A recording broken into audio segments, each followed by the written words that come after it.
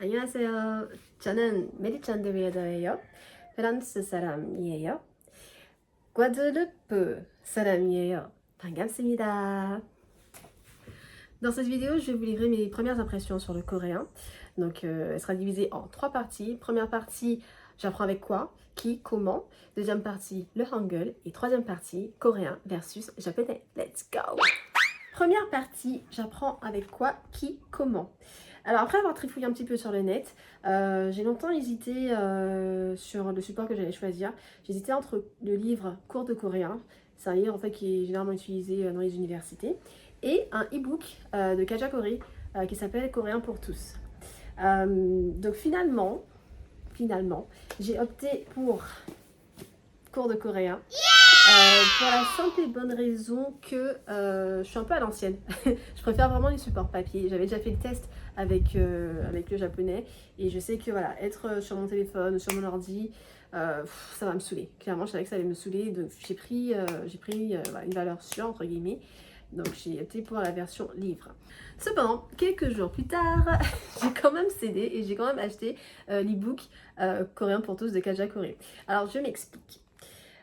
J'ai pris les deux, pourquoi? Parce que d'une part je préfère, comme j'ai dit, du support papier, vraiment voilà, la méthode classique de cours de coréen. Mais je me dis qu'à terme, j'ai pas envie de me retrouver à parler comme un livre en fait. Parce que je pense que c'est une méthode qui est quand même assez classique, assez scolaire en fait. Et donc je me suis dit, pourquoi ne pas combiner les deux en fait. Je pense que, putain, je dis beaucoup en fait. Je dis beaucoup en fait, je me rends compte là, c'est incroyable. Bref, donc je me suis dit pourquoi pas ne pas combiner les deux parce que je pense que Coréen pour tous, pardon, de Kaja Corey, je pense que ça doit avoir une approche un peu plus moderne, plus contemporaine. Et je me dis que ça peut être plutôt pas mal en fait. En fait, oui, peut-être plus proche du coréen parlé de nos jours en fait.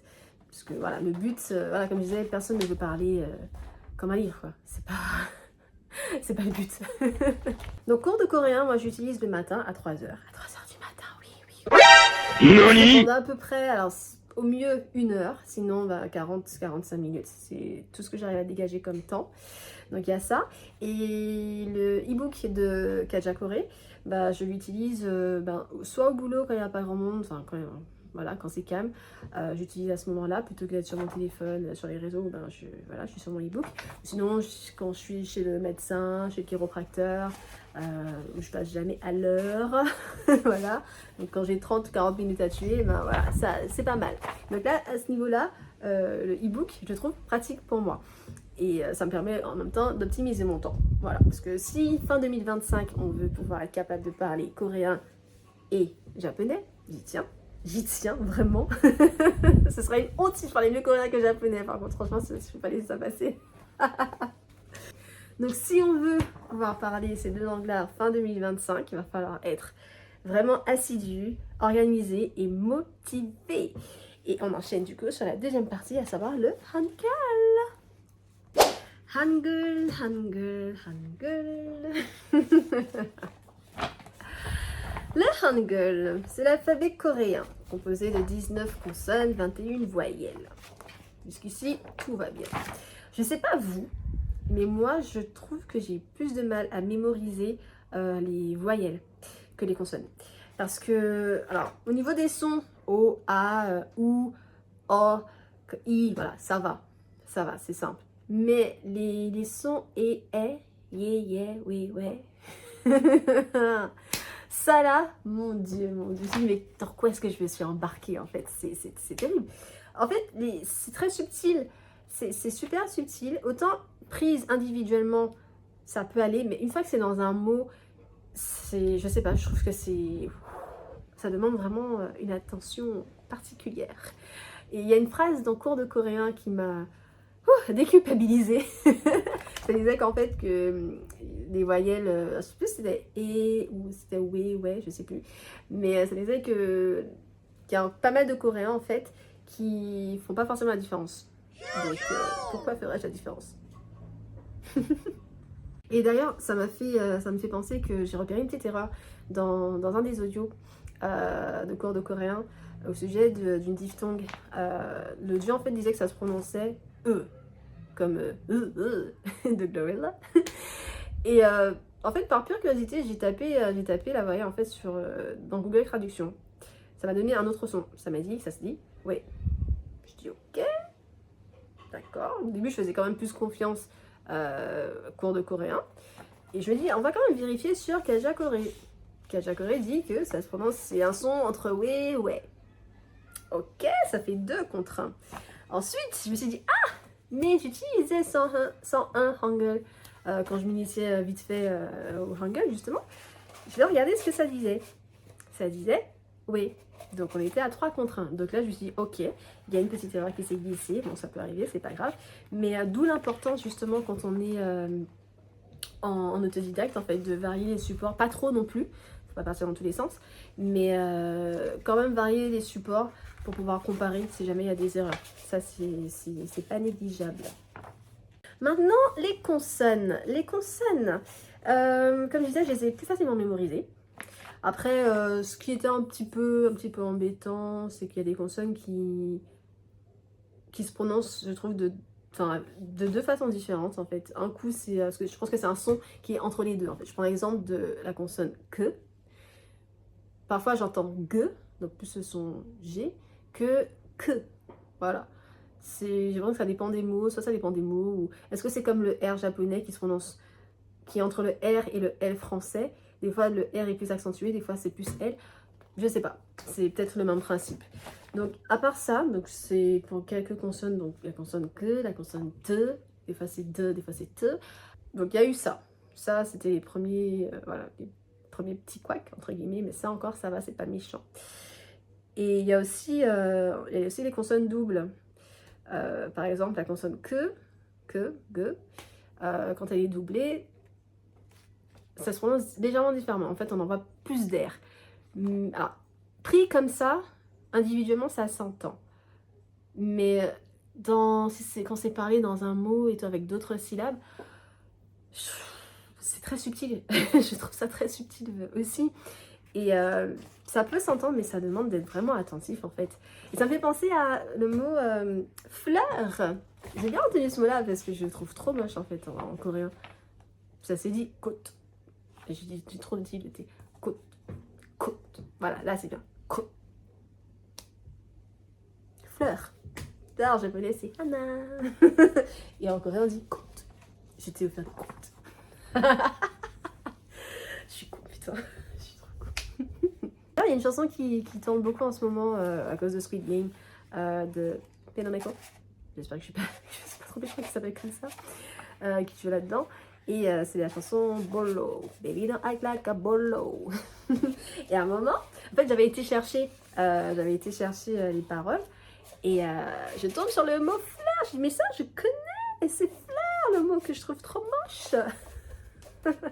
Et effectivement, dans le refrain, il dit Odiboka, get your number, nanana, kochikana. Et on entend bien qu'il dit bien côte. Il dit pas côte. Enfin, je sais pas comment expliquer, mais on entend effectivement. Mais. Accrochez-vous, la vraie surprise, ce sont les changements de prononciation dus à la liaison. Ça, par contre, ça m'a saoulée. Parce que oui, alors une fois que tu as réussi à bien mémoriser ton alphabet et tout, t'es content, t'es là, oh, ok, super, c'est bon, on va passer aux choses sérieuses. Non. Attends. Parce que sinon, c'est pas marrant. Donc, il y a les consonnes qui changent de prononciation lorsqu'elles sont suivies de telle ou telle consonne ou de telle ou telle voyelle. Normal. Qui fait ça? Non, j'abuse parce que en français aussi on a des trucs qui sont un peu, je pense, pour quelqu'un qui n'est pas francophone, ça va être un peu compliqué à assimiler, donc j'exagère un petit peu, c'est vrai. Mais franchement, ça c'était compliqué, hein. Enfin compliqué, j'exagère. Mais n'empêche que ça m'a retiré une épine du pied parce que j'avais du mal avec le mot kamsamnida. Quand j'étais vraiment au tout début, j'apprenais le Hangul, que je voyais ce mot-là écrit en fait en coréen, je voyais la consonne B, P, B, B, voilà. Et je me dis, mais je comprends pas, j'entends pas ce son-là, en fait, même si à la fin, non, c'est en position finale, donc ça se prononce pas vraiment, mais j'entends pas un seul soupçon de B, P. Non, j'entends un M. Et je me dis, mais c'est pas possible, j'ai des problèmes d'audition, il y a... Ok, j'ai un problème. Et en fait, non, j'ai pas de problème, ça se prononce comme ça, parce que la consonne B, P, devant la consonne N, devient un M. Logique. Voilà, c'est des petites choses, je vais pas pouvoir forcément tout citer dans cette vidéo, mais ce sont des petites choses, comme moi, c'est ce qui m'a le plus marqué. Des choses comme ça qui m'ont fait dire, mais... ah ouais, quand même, c'est sans l'apparence plus facile que le japonais, mais au final, peut-être pas tant que ça, quoi. Non. Ce qui me permet d'enchaîner sur la troisième partie de cette vidéo, à savoir coréen versus japonais. Alors, pourquoi faire une comparaison entre le coréen et le japonais? Pour la simple et bonne raison que, comme j'ai dit, j'avais déjà commencé à apprendre le japonais. Et de base, ce sont des langues qui se ressemblent en fait sur certains points. Donc, vu que je vais réapprendre le japonais en même temps que le coréen, je remarque en fait des similitudes et certaines différences. Voilà. Ce sont deux langues qui sont à la fois similaires et très différentes. Je m'explique. Au niveau de la prononciation, par exemple, là, clairement, le japonais, beaucoup plus facile. Pour un francophone, c'est beaucoup plus facile à prononcer, clairement. Les kanas, une fois que tu les connais, ça se prononce comme ça. Il n'y a pas d'exception, ça ne change pas devant tel ou tel hiragana ou tel katakana. C'est comme ça. Voilà, point. Ça, rien que pour ça, je mets le japonais devant. Et même sans toutes ces petites exceptions, juste la prononciation, c'est très différent du français, hein, le coréen. C'est très différent et ça demande une espèce de gymnastique à faire là, au niveau de la bouche, au niveau de la position de la langue, qui n'est pas évidente. Donc là-dessus, ce sera un point pour le japonais, clairement, sans aucune hésitation. Mais vraiment aucune. Après, j'ai dit qu'elles étaient similaires. Parce que elles se construisent de la même manière. Donc on a le sujet, ensuite tous les compléments et après le verbe. En japonais c'est vraiment exactement la même chose. Et en fait ça me fait penser que pendant que je bossais, je suis tombée sur le mot journaliste. Dans la liste de vocabulaire il y avait le mot journaliste en coréen qui se dit kija. Alors kyugi, kija.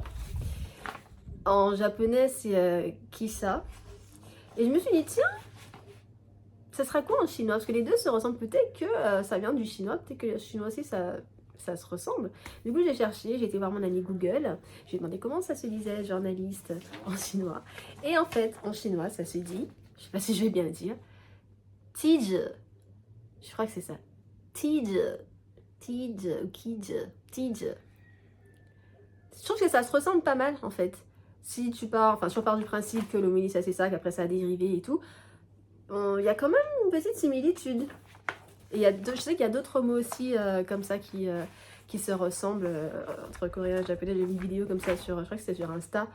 Et c'est marrant en fait. Il y a aussi une ressemblance au niveau du système de comptage. À mon grand désarroi. Je dis à mon grand désarroi parce que quand j'apprenais le japonais, j'ai abandonné. J'ai dit ça, je reviendrai une fois, je reviendrai plus tard là-dessus, c'est pas grave, là ça m'a saoulée. Pourquoi est-ce que... je vais me renseigner pour voir d'où est-ce que ça vient ça. Parce que je comprends pourquoi ils utilisent plusieurs mots différents en fonction de ce que tu veux compter en fait. Pour dire, je sais pas, parler de tant de chats, tant de chiens, tant de voitures, je sais pas. C'est pas le même mot, c'est pas le même compteur qui est utilisé. Pourquoi? Je veux qu'on m'explique pourquoi. Parce que c'est dur pour nous d'assimiler tout ça. Mais bon, après, je me dis, c'est un mal pour un bien. Comme ça va me permettre cette fois-ci de vraiment bien apprendre les compteurs en japonais. Voilà. Donc, j'essaie de voir les choses de manière positive. Même si je redoute cette épreuve. Vraiment. Et en ce qui concerne la lecture, ok, la lecture, là c'est le coréen. Là c'est le coréen, clairement, sans hésitation, là aussi cette fois. Parce que, vous voyez par exemple, j'ai voulu tester la skincare coréenne. Donc, je me suis acheté les produits et tout, c'est des produits coréens, donc forcément, bah, il y a du coréen écrit dessus, partout. Donc du coup, des fois, je m'entraînais à lire ça, même si je comprenais rien, au moins je pouvais lire. Et c'est ce qui est génial, en fait, je trouve, avec le coréen, c'est que tu peux, dès le début, en fait, même si tu n'as pas de vocabulaire, même si tu comprends pas, machin, tu peux quand même lire. Et c'est quelque chose que, clairement, je ne peux pas faire en japonais, avec mon niveau, enfin, je peux pas faire, je peux pas. Pourquoi? Parce que, bah, kanji, kanji, en japonais, tu trouves, je sais pas moi, ne serait-ce que dans une notice, par exemple. Tu vois, ça commence tranquillement, t'as des kanas, t'as des hiragana et tout, machin. Ok, tu arrives et tout, t'es sûr de toi. Tu commences à lire, nanana, oh, kanji. Et là, c'est cuit, c'est cuit. Mais le pire du pire, c'est quand c'est un kanji que tu connais, que tu as déjà appris, et dont tu ne te rappelles plus ni la signification, ni le sens. Ou bien des fois, tu te rappelles la signification, mais comme c'est dans un mot, donc ça te sert à rien, et tu ne sais plus le prononcer. Ça, c'est rageant, mon Dieu. Jusqu'à présent, des fois, quand je tombe sur du japonais, j'essaie de lire et tout. Tant qu'il n'y a que des kanas, tout va bien. Tout va bien. Dès qu'il y a des kanji, c'est mort. Donc ça, c'est super chiant. Et franchement, pour ça, le coréen, c'est vraiment plus facile. Vraiment à ce niveau-là. Donc, un point pour le coréen là-dessus. Je dirais même 2 points. tellement c'est important pour moi, entre guillemets. Après, certes, c'est plus facile de lire, mais ça veut pas dire que tu vas lire de manière fluide comme ça, du jour au lendemain. Non. Je me rappelle au début, quand je lisais, quand j'essayais de lire, je dis lire, mais j'essaie plus de décrypter. Mon Dieu, c'était catastrophique. C'était catastrophique. Ça donnait quelque chose comme ça.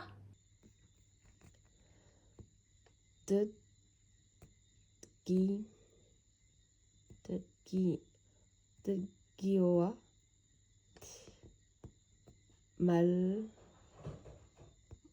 Maloagi. C'est censé ressembler à ça. En fait, c'est là que je me suis plantée. J'ai dit O-A, pensant que c'était en fait la consonne O, avec ça qui se prononce pas, et A. Sauf qu'en fait, non, c'est une consonne, c'est le H en fait. Mais il est tellement différent, écrit là comme ça dans le bouquin, que... comment il s'écrit avant en fait, que j'ai pas... Voilà, que comme ça par exemple. Ça m'a embrouillé. Ça m'a embrouillé en fait. Putain, si en plus il faut faire attention à ça, mon Dieu, mais on n'est pas sorti de l'auberge là. Waouh, comme ils disent, hein, chibal. Maintenant, si je dois dire quelque chose, c'est pas fluide, mais je suis beaucoup plus à l'aise. Clairement, ça me fait moins peur. En tout cas, je me force plus facilement. Et ça donnerait quelque chose comme ça. Là, j'ai pris un extrait, un petit dialogue entre deux étudiants de mon bouquin, là. Donc, on a... 이분님 누구예요? 주인 씨예요? 친구예요? 아, 그래요? 반갑습니다, 주인 씨. 저는 김민정이에요. 처음, vous voyez, par exemple là, je bug un peu. 처음 뵙겠습니다. Enchanté. 뵙겠습니다. Je sais pas, je pense que je vais mal prononcer. 저는 주인이에요.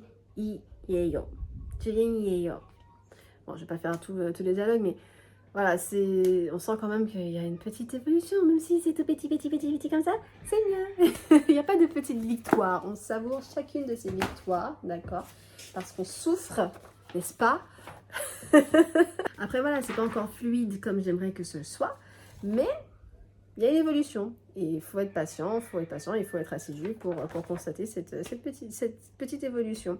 Donc voilà, ainsi s'achève notre petite vidéo. Donc dites-moi vous, qu'est-ce que vous avez ressenti quand vous avez commencé à apprendre le coréen? Qu'est-ce que vous avez trouvé le plus déroutant, hein, voilà. Est-ce que vous aussi vous trouvez que c'est plus facile entre guillemets que le japonais? Voilà, n'hésitez pas à me dire dans les commentaires, hein, j'aimerais bien savoir. Et puis je vous dis à très bientôt pour la prochaine vidéo. Et je sais pas encore de quoi est-ce qu'on va parler. Je pense que on va on va parler de rap japonais. Je pense que ouais, je vais vous raconter le début de cette belle histoire d'amour entre le hip-hop japonais et moi. Ouais, on va faire ça. Allez, annyeong.